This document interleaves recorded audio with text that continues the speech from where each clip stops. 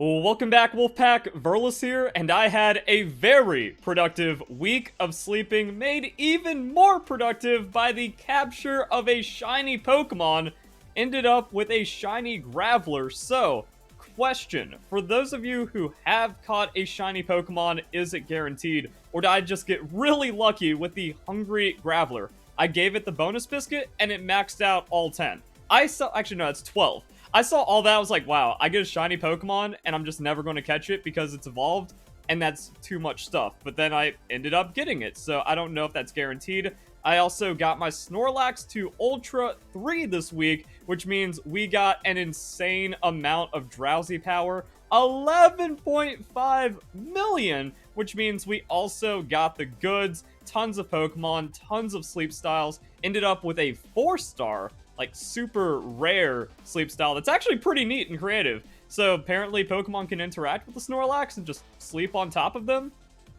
Alright, all kinds of weird stuff, but yeah, we got the perfect sleep score on the last day with our max Snorlax strength, and then things ended up getting really crazy. So now it's time to go to the next research site, and it feels like I'm getting my due. But it was also really stupid because the American version for this game came out in like the middle of the week, so your first week is gimped, and then I got a lot of duplicate Pokemon, so I didn't even make it to the second island in my first week. And now it's time to actually like go to the beach. So we came back here with like the 5% bonus. We stacked up an insane amount. We made it to Ultra 3, which is also a scam. I'll talk about that here once we get everything summarized. But yeah, we did 2 weeks in a row. We got a pretty cool journey. We have stats we can break down. D? Length of sleep was... Wait, D? Length of sleep was consistent from day to day last week. Try to get into an even better rest rhythm and waking up at similar times. Okay, fair. But also, I will reject and say unfair. But yeah, like, my sleep schedule. What sleep schedule? I just sleep 9 hours whenever I feel tired. Thursday was a weird one because it just kind of, like, cut out and barely counted. I thought I did good because we got a lot of high sleep scores and we got our Snorlax up there. But now we can finally go to the beach. And then this is probably where we get the green Snorlax. Everyone's like, yo, my Snorlax is shiny. It turns out, like, everyone's Snorlax is shiny. Also, it's like, yo, Verlis, did you know there's shiny Pokemon? Yeah, that was like one of the first things that came out from the beta. So now we can check out our new Snorlax. We can see how our Pokemon are doing. We can also go back a little bit with the sleep stuff. Once we get all the data, once this loading screen happens and everyone clicks off the video because this is like dead air, nothing's going on, and Zoomers have too short of an attention span, yo, it's loading a lot. But yeah, there we go. Perfect sleep score for the last day. Breakfast time. We got a Bulbasaur now. We got Pikachu. We got Magnemite, and then our shiny Pokemon. Everything is looking pretty nice. Alright, so what do we have going on? First, I want to complain. So I did missions, and one of the missions was getting Snorlax to Ultra 3. I was like, yo, that's going to be impossible. And then I did it, and it showed like a Rattata next to this symbol down here. That's just an incense. I thought you actually like get the Pokemon for free. No, it's just an incense for Rattata by getting your Pokemon to a super high rank. I feel like I should have gotten a bit more of reward, and since I have no bedtime, I'm not getting any diamonds, so that makes me feel annoyed. I am maxed out on friends, and I am getting good amounts of candies, though, so I can just kind of, like, turn around and be like, hey, I caught a new Pokemon. Can we just level it up? Oh, yes, we can. Or it also helps out with my Pokemon. But as people get higher sleep scores and go to new areas, it's kind of diversifying the amount of Pokemon they're seeing. Okay, good. I'm about to say, if we have this, like, crazy load... Oh, it's sleep consistency. Okay, I will understand a consistency grade of D. Because it's not just like, oh, yeah, this is how you slept for the week. It's how consistent you were. So that's fair. My stats, 41 hours for the week. So now we have like multiple weeks and multiple records to go through. Cool. Yeah, but look at that. We got 7 hours, 10 hours. That was a pretty big one. 6, 7, 8.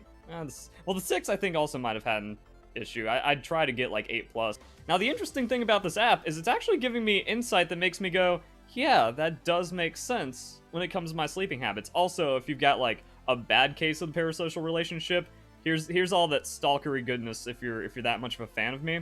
But yeah, apparently my sleep is either like super deep, like I'll just go down and stay out for 9 hours, or I'll like wake up midway, because like right here, that's when I had to take a piss, and then I didn't get back to sleep as hard. So like when I'm tired, I'm tired. But then if like I wake up or something interrupts my sleep, like also needing to take the dog out, or someone calls me or something, and I just get woken up, I don't sleep as well. And you can kind of see that in like the second half, just having more snoozing than slumbering. So yeah, here we can see I just like go out and hit those good sleep cycles sometimes. This one, I guess it didn't really like pick up on anything, or maybe that's why I was only out for 5 hours, because I just hit like hard, deep sleeps. So yeah, interesting data stuff right there. But it's like, oh, that's how I felt. But now I have like a mid-tier sleeping app kind of saying, yeah, it seems about what's going on. The only other interesting thing is that like you get the sleep pass bonus for the first week that gives you like a bonus 600 or something.